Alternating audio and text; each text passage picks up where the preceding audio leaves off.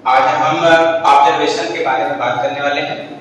जैसा कि आप जानते हैं कि जब भी आप स्कूल में जाते हैं तो आपको ऑब्जर्वेशन के लिए भेजा जाता है। तो एक छोटा सा फॉर्मेट हम समझेंगे कि जैसे क्या होता है कि आप किसी स्कूल का ऑब्जर्व करते हैं, ठीक है, उसकी फाइल्स आप अलग बनाते हैं, लेकिन एक छोटा सा फॉर्मेट होता है जिसमें जिसको हम बोलते हैं ऑब्जर्वेशन ऑफ लेसन, मतलब पाठ का अवलोकन।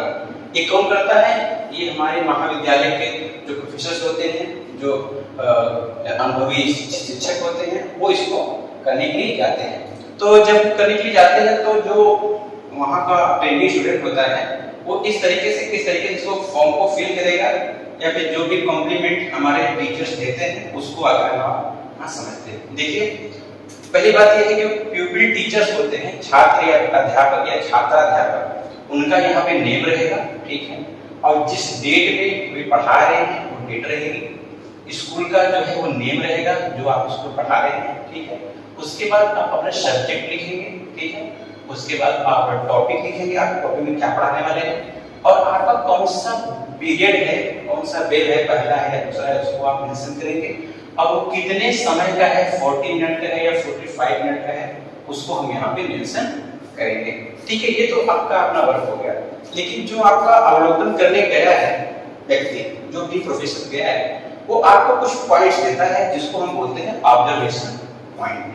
वो कैसे देता है? जैसे कि आप क्लास में गए, आपने अपना इंट्रोडक्शन दिया ना इंट्रोडक्शन, तो उसमें आपने जैसे कोई शिक्षक कक्षा में जब एंट्री करता है, ठीक है, जैसे कि आप नाम पढ़ा रहे हैं, ठीक है, मान लेते हैं आप क्या पढ़ाते हैं, नाम पढ़ा रहे हैं, ठीक है, और सब्जेक्ट में आपका जैसे आपका हो गया इंग्लिश हो गया, ठीक है, हाँ, आप नाम पढ़ा रहे हैं। तो जब आप नाउन का मतलब पढ़ाया,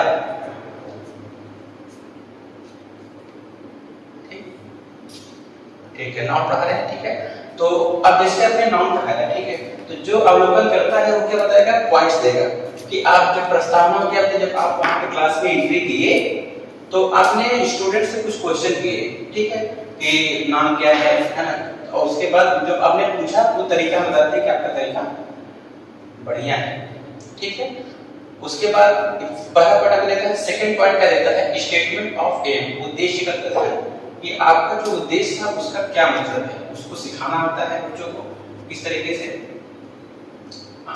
ठीक है। सेकंड पॉइंट हम इसको डिस्कस कर लेते हैं। और मेथड,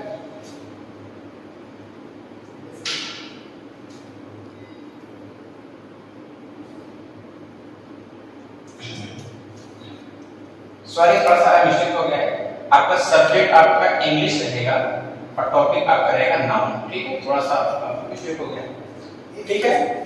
उसके बाद तीसरा क्या देखता है, जो अवलोकन करता है वो आपका देखता है कि आपने कौन से मेथड का इस्तेमाल किया हुआ है। तो अगर आपने व्याख्यान विधि किया हुआ है तो व्याख्यान विधि लिखेगा, है ना।